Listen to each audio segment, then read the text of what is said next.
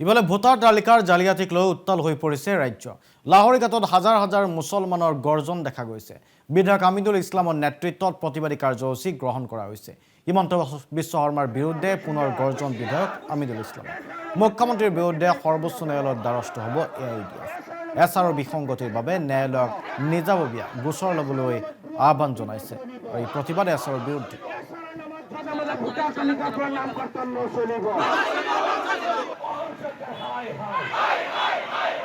আজি আমি লাহৰীঘাট CDC কাৰ্যালয়ত মৰিগাঁও জিলা AUDF কমিটিৰ নেতৃত্বত ইয়াত আমি যিটো প্ৰতিবাদী কাৰ্যসূচী ৰূপায়ণ কৰিছো, আপোনালোকে গম পায় যে কিছুদিন ধৰি ভুৱা অভিযোগকাৰী, যিসকল অভিযোগকাৰীয়ে নাজানে তেওঁলোকৰ নামত যে কোনোবাই ভুৱা অভিযোগ কৰিছে।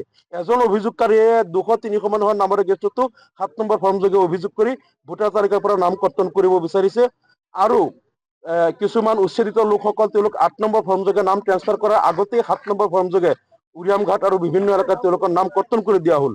গতিকে এই যে পৰিকল্পিতভাৱে বৈধ ভাৰতীয় মানুহৰ নাম কৰ্তন কৰিব বিচাৰিছে আৰু বহিৰাজ্যৰ কিছু ভোটাৰক বিভিন্ন ঘৰ নম্বৰত সোমাই দিছে, ঘৰ নম্বৰৰ গৰাকীয়ে চিনিয়ে নাপায়।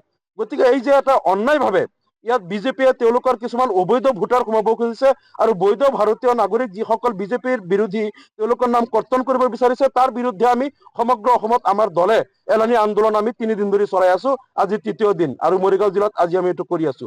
কিন্তু দুৰ্ভাগ্যজনক কথাটো হ'ল, অসমৰ মুখ্যমন্ত্ৰীক যেতিয়া সোধা হ'ল, তেওঁ এই কথাটো কোৱা নাই যে ভুৱা অভিযোগকাৰীৰ বিৰুদ্ধে কিবা একশ্যন ল'ব লাগে বা কোনো বৈধ ভাৰতীয়ৰ নাম যাতে কৰ্তন নহয়, এই কথাটো তেওঁ কোৱাৰ পৰিৱৰ্তে তেওঁ কৈছে এইকেইটা ময়ে শিকাই দিছো, এইকেইটা আপোনালোকে যিমান পাৰে আপোনালোকে ভুৱা অভিযোগ দি থাকক, মিয়াক কষ্ট দিব লাগিব, তেতিয়াহে মিয়া অসমৰ পৰা যাব।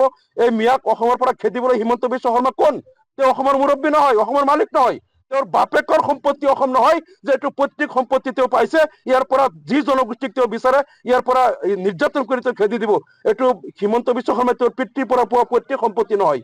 ইয়াত হিমন্ত বিশ্ব শৰ্মাৰ যিমান অধিকাৰ আছে এজন ভাৰতীয় নাগৰিক।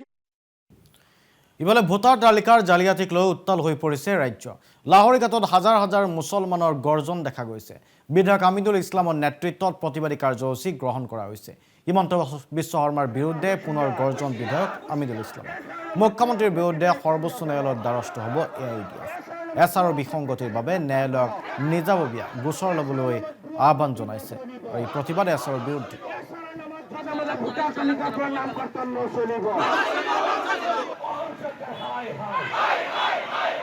আজি আমি লাহৰীঘাট CDC কাৰ্যালয়ত মৰিগাঁও জিলা AUDF কমিটিৰ নেতৃত্বত ইয়াত আমি যিটো প্ৰতিবাদী কাৰ্যসূচী ৰূপায়ণ কৰিছো, আপোনালোকে গম পায় যে কিছুদিন ধৰি ভুৱা অভিযোগকাৰী, যিসকল অভিযোগকাৰীয়ে নাজানে তেওঁলোকৰ নামত যে কোনোবাই ভুৱা অভিযোগ কৰিছে।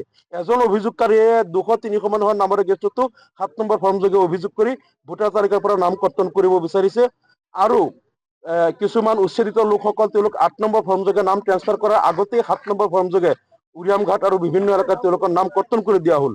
গতিকে এই যে পৰিকল্পিতভাৱে বৈধ ভাৰতীয় মানুহৰ নাম কৰ্তন কৰিব বিচাৰিছে আৰু বহিৰাজ্যৰ কিছু ভোটাৰক বিভিন্ন ঘৰ নম্বৰত সোমাই দিছে, ঘৰ নম্বৰৰ গৰাকীয়ে চিনিয়ে নাপায়। গতিকে এই যে এটা অন্যায়ভাৱে ইয়াত বিজেপিয়ে তেওঁলোকৰ কিছুমান অবৈধ ভোটাৰ সোমাব খুজিছে আৰু বৈধ ভাৰতীয় নাগৰিক যিসকল বিজেপিৰ বিৰোধী তেওঁলোকৰ নাম কৰ্তন কৰিব বিচাৰিছে, তাৰ বিৰুদ্ধে আমি সমগ্ৰ অসমত আমাৰ দলে এলানি আন্দোলন আমি 3 দিন ধৰি চলাই আছো। আজি 3য় দিন আৰু মৰিগাঁও জিলাত আজি আমি এইটো কৰি আছো।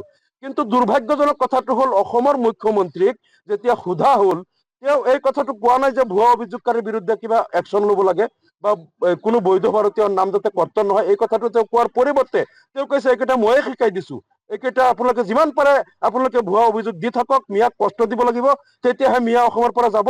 এই মিয়াক অসমৰ পৰা খেদিবলৈ হিমন্ত বিশ্ব শৰ্মা কোন? তেওঁ অসমৰ মুৰব্বী নহয়, অসমৰ মালিক নহয়, তেওঁৰ বাপেকৰ সম্পত্তি অসম নহয় যে এইটো পৈতৃক সম্পত্তি তেওঁ পাইছে, ইয়াৰ পৰা যি জনগোষ্ঠীক তেওঁ বিচাৰে ইয়াৰ পৰা নিৰ্যাতন কৰি তেওঁ খেদি দিব। এইটো হিমন্ত বিশ্ব শৰ্মাই তেওঁৰ পিতৃৰ পৰা পোৱা পৈতৃক সম্পত্তি নহয়। ইয়াত হিমন্ত বিশ্ব শৰ্মাৰ যিমান অধিকাৰ আছে এজন ভাৰতীয় নাগৰিক।